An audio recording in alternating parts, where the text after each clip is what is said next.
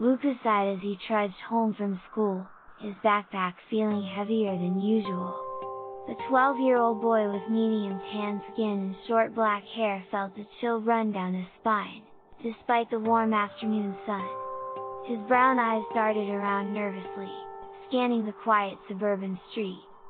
Something felt off, but he couldn't quite put his finger on it. Lucas adjusted his green shirt, which was starting to stick to his back from the heat, and quickened his pace. As he rounded the corner onto his street, Lucas noticed something glinting in the grass near the sidewalk. Curious, he bent down to investigate.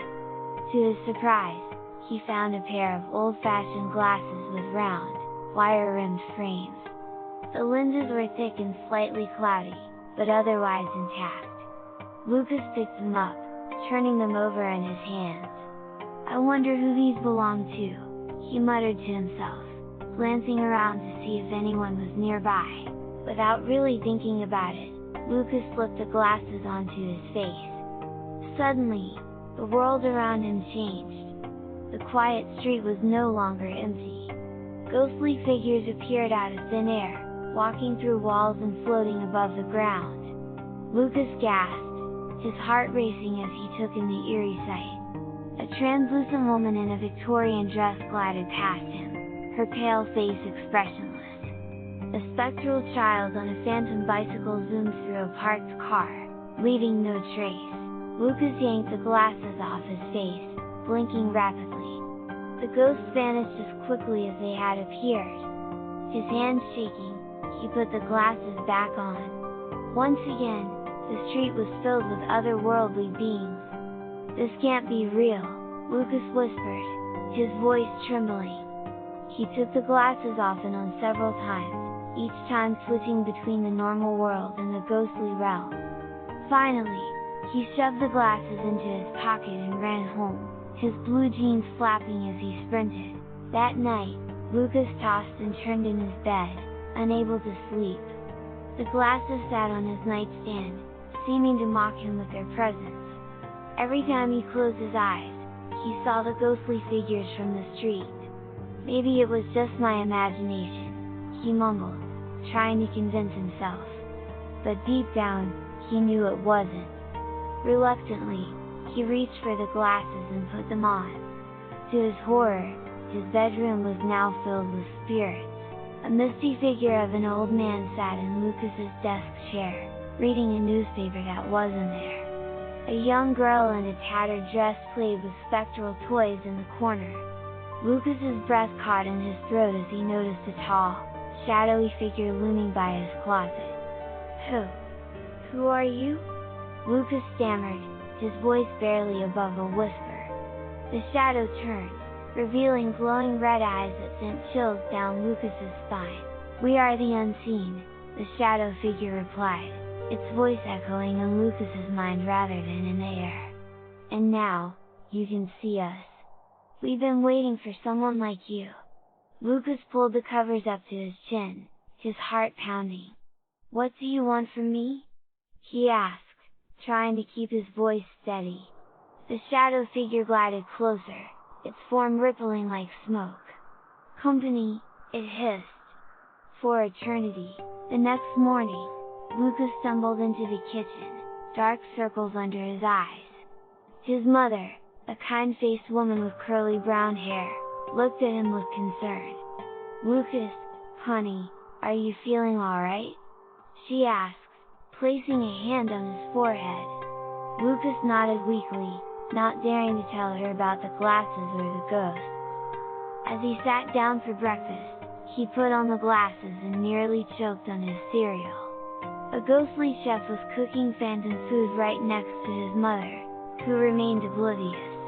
School was a nightmare. With the glasses on, Lucas could barely focus on his lessons. Ghostly students sat in empty chairs, spectral teachers lectured to phantom classes. During lunch, he watched in horror as a group of ghost children ran through the cafeteria walls, laughing silently. His friends noticed his distraction. "Lucas, what's wrong with you today?" his best friend, a freckle-faced girl named Emma, asked. Lucas just shook his head, unable to explain. As the days passed, Lucas grew more and more exhausted. The ghosts followed him everywhere, whispering, laughing, and sometimes screaming. He couldn't escape them, even in his dreams. He tried leaving the glasses at home, but found himself compelled to put them on, as if they were calling to him. The shadow figure appeared more frequently, always watching, always waiting. Lucas knew he had to find a way to get rid of the glasses before it was too late. Desperate for answers, Lucas snuck into the local library after school. He put on the glasses and gasped as he saw rows of ghostly books floating alongside the real ones. An elderly librarian spirit noticed him and floated over. "Ah, a new seer," she said, her voice like rustling paper. "You seek knowledge about the spectral realm?" Lucas nodded eagerly, hoping for a solution to his problem. The ghost librarian led Lucas to a hidden section of the library, revealing ancient tomes about the supernatural. As Lucas pored over the books, he learned about the rare artifact he had stumbled upon, the glasses of the veil. According to legend, they were created by a powerful medium centuries ago to bridge the gap between the living and the dead. But the glasses came with a terrible price. Those who wore them too long would be trapped in the spirit world forever. Armed with this knowledge, Lucas knew what he had to do. He had to destroy the glasses before they consumed him completely. The ghost librarian warned him that breaking the lenses would release all the trapped spirits at once, causing chaos. But Lucas saw no other choice. As the sun set, casting long shadows across the town, Lucas stood at the edge of the old quarry, the glasses in his hand. The shadow figure appeared, more solid than ever. "Don't do this," it growled. "You belong with us now." Lucas took a deep breath, his resolve strengthening. "No," he said firmly.